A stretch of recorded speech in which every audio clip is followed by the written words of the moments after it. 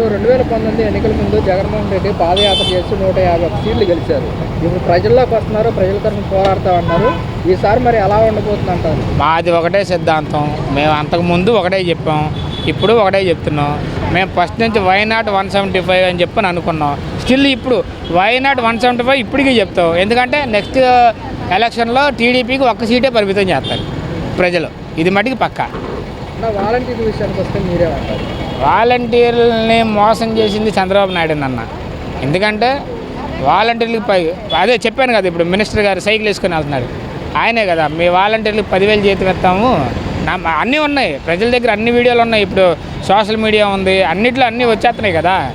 ఆయన వెళ్ళి ఇంటికి వెళ్ళి మీరు వాలంటీరు, ఆయన 5,000 ఇచ్చాడు, మేము 10,000 ఇస్తాము అని చెప్పానని ఒక లెటర్ చూపించాడు. ఒక లెటర్ చూపించిన తర్వాత ఇప్పుడు ఆ వాలంటీర్లు తీసుకోవట్లా. ఇప్పుడు నా ఫ్రెండ్సే ఉన్నారు వాలంటీర్లు. ఏం నాన్న వెళ్ళట్లేదు ఏంట్రా, మీరు డ్యూటీలకు వెళ్ళట్లేదు, తీసుకోలేదు ఏంటంటే మాకు బాగా 3 నామాలు పెట్టాడన్న అని చెప్పి నేను బాధపడతారు.